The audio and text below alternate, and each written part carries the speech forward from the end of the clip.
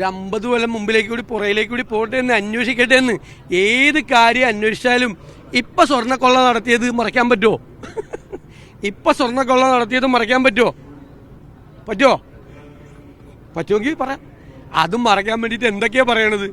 സോണിയാഗാന്ധിയുടെ പേര് വരെ വലിച്ചയച്ച് സ്വർണ്ണക്കൊള്ള മറയ്ക്കാൻ വേണ്ടിയിട്ട് എന്ത് ചെയ്താലും CPM നേതാക്കന്മാര് 2-3 പേര് ബാക്കി ജീവനക്കാരടക്കം CPM അനുഭവങ്ങളടക്കം ജയിലിൽ കിടക്കുവാണ്.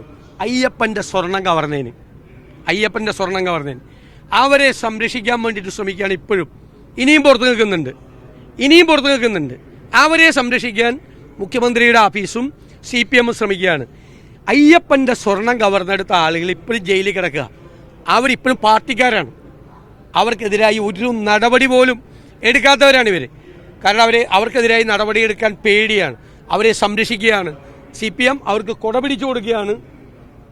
അവസാനം കോടതി ഇടപെട്ടിട്ടല്ലേ ഇന്നലത്തെ അറസ്റ്റ് പോലും നടന്നത് അല്ലേ? അതൊക്കെ അന്വേഷിക്കട്ടെ എന്ന് എന്തുണ്ടെങ്കിലും അന്വേഷിക്കട്ടെ എന്ന് 50 കൊല്ലം മുമ്പുള്ളത് കൂടി അന്വേഷിക്കാൻ പറ. ദേവസ്വം ബോർഡ് ഉണ്ടായ കാലം മുതലുള്ള കൂടി അന്വേഷിക്കാൻ പറ.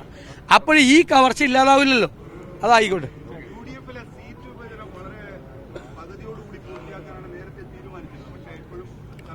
അതിൽ നിങ്ങളോട് വെളിപ്പെടുത്താൻ പറ്റാത്ത പല കാരണങ്ങളും ഉള്ളതുകൊണ്ടാണ് ഒന്ന് വൈകിപ്പിച്ചത്. അല്ലാതെ വേറെ ഞങ്ങൾ തുടങ്ങിയില്ല. ഒന്ന് വൈകിപ്പിച്ചത് വേറെ ചില കാരണങ്ങളുള്ളതുകൊണ്ടാണ്. അതിപ്പോൾ വെളിപ്പെടുത്താൻ പറ്റാവുന്ന കാരണങ്ങളല്ല.